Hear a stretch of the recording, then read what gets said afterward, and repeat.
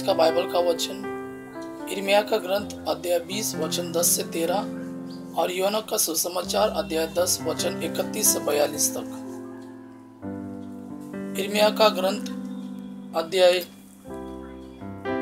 20 वचन 10 से 13। मैंने बहुतों को यह फुसफुसाते हुए सुना है, चारों ओर आतंक फैला हुआ है, उस पर अभियोग लगाओ। हम उस पर अभियोग लगाए जो पहले मेरे मित्र थे। वे सब इस ताक में रहते हैं कि मैं कोई गलती कर बैठूं और कहते हैं वह शायद भटक जाएगा और हम उस पर हावी होकर उससे बदला लेंगे।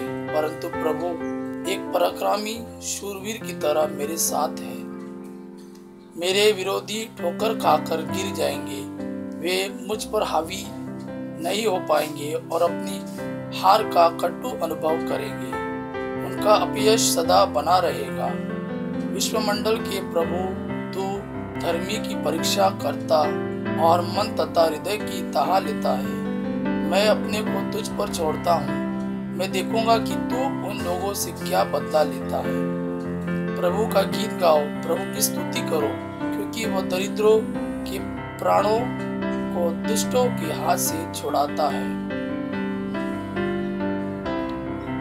आज का सुसमाचार यूहन्ना के अनुसार अध्याय 10 वचन 31 से 42 तक। यहूदियों ने ईसा को मार डालने के लिए फिर पत्थर उठाए। ईसा ने उनसे कहा, मैंने अपने पिता के सामर्थ्य से तुम लोगों के सामने बहुत से अच्छे कार्य किए हैं। उनमें किस कार्य के लिए मुझे पत्थरों से मार डालना चाहते हो?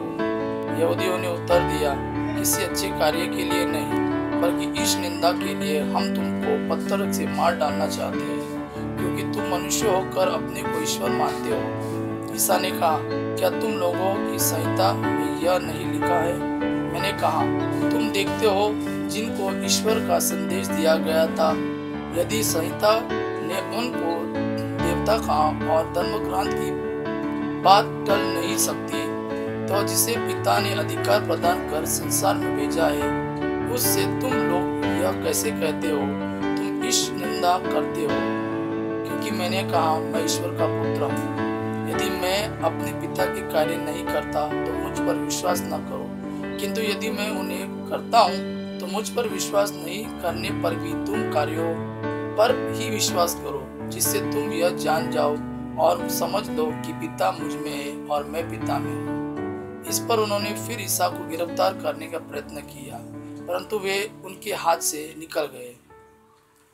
ईसा यरदन के पार उस जगह लौट गए जहाँ पहले यूहन्ना बपतिस्मा दिया करता था और वही रहने लगे।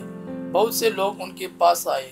वे कहते थे, यूहन्ना ने तो कोई चमत्कार नहीं दिखाया, परंतु उसने इनके विषय में जो कुछ कहा वह सब सच निकला, और वहाँ बहुत से लोगों ने उनमें विश्वास किया।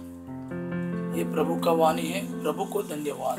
अब्बा पिता की महिमा और पुत्र यीशु का प्रेम आप पर सदा सर्वदा बना रहे। आमीन।